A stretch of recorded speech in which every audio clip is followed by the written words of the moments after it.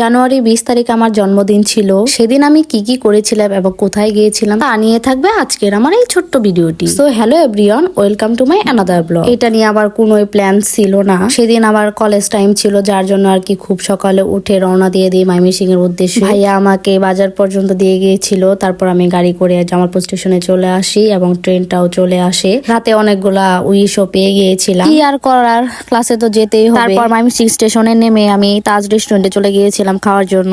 যেহেতু বাসা থেকে কাউকে ওইভাবে বলে আসেনি, সেজন্য উইশ করতে পারে নাই। তারপর আমার ভাইয়া আমাকে কল দিয়ে উইশ করলো, আমার আম্মু উইশ করছে। কলেজে চলে আসলাম, ফ্রেন্ড কয়েকজন আসছিল। তারপর আমরা আর কি, যেহেতু আমাদের ডি সেকশন করানোর কথা ছিল সেদিন, তারপর আমরা মাছ দেখতে চলে গিয়েছিলাম। আমাদের সবাইকে মাছ নিয়ে যাইতে বলছিল, পরে আর আমরা মাছ নিয়ে নিই। এইদিকে আমার ফ্রেন্ড একটা জিনিস রেখে আসছে, যার জন্য আর কি লেট হয়ে গেছে এখানে আসতে। আমাদের ম্যাম খুবই সুন্দরভাবে আমাদের ডি সেকশনের কাজগুলো দেখাচ্ছিল। ফাইনাল এক্সাম শেষ হওয়ার পর আসলে প্র্যাকটিক্যালের যে প্যারাটা, এটা খুবই আর কষ্টদায়ক। তারপর যেহেতু আমার বার্থডে, অবশ্যই তাদেরকে খাওয়াইতে হবে। তারপর সবাইকে আমি চকলেট খাওয়াইলাম। ক্লাস টাইম শেষ হয়ে গেছে, যেহেতু আমার কিছুক্ষণ সময় ছিল, সেজন্য আমি গাঙ্গিনা পাড়া আর কি ঘুরে ঘুরে দেখতেছিলাম যে কি কি পছন্দ হওয়ার মতো বা এরকম কিছু। আমি যে কি পরিমাণ অলস তোমরা অবশ্যই বুঝতেই পারছো, কারণ আমি 1 মাস আগের ভিডিও পরের মাসে যায় সারি, আর কি বলবো। ট্রেনের সময় হয়ে গিয়েছে, সেজন্য আমি স্টেশনে চলে আসছি। ও এর ফাঁকে তাই আরেকটা কথা বলতে ভুলেই গেছি,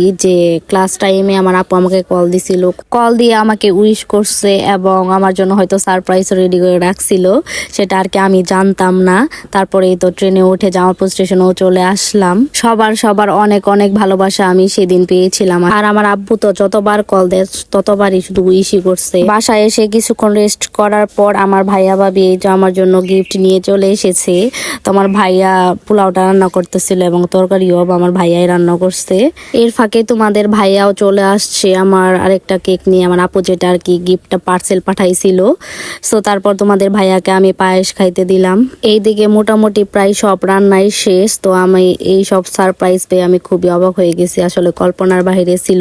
তারপর সবাইকে খেতে দিয়ে দেওয়া হলো, কারণ আমি ফাঁকে ফাঁকে রেডি হয়ে গেছি, যার কারণে খাইনি। তো তাদের কাছ থেকে রিভিউটা নিতেছিলাম যে কেমন হয়েছে রান্না। বাসার সবাই মিলে আর কি একসাথে খাওয়া দাওয়া করলে খুবই মজা লাগে। তো আমার ভাইয়া এখানে বলতেছিল যে নিজে রান্না করছে, তো অবশ্যই এবার ভাবি বলতেছিল যে মোটামুটি। এদিকে সবাই খাচ্ছিল আর আমাকে ডাকতেছিল, কিন্তু আমি তো রেডি হচ্ছিলাম। একটু মনটা খারাপই ছিল, কারণ তোমাদের ভাইয়া একটু লেট করে আসে সব সময়, যেটা আমার একদমই পছন্দ না। তারপরে এই তো রেডি হয়ে গেলাম।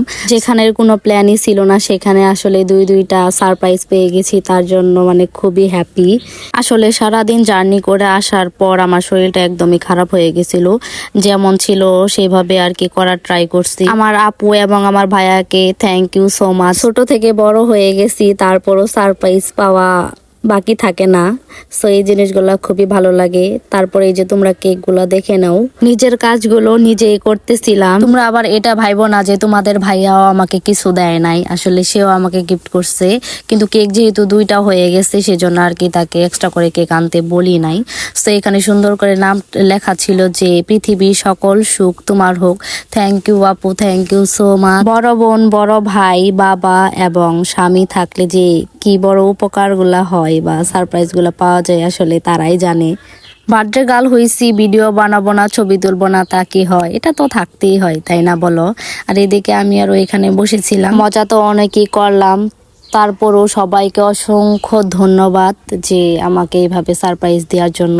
তো চলো এখন আমরা কেকটা কেটে ফেলি। যেহেতু বাসায় ওইভাবে প্রস্তুতি নিছি না, সেজন্য আর কি সাজানোটা করা হয় নাই।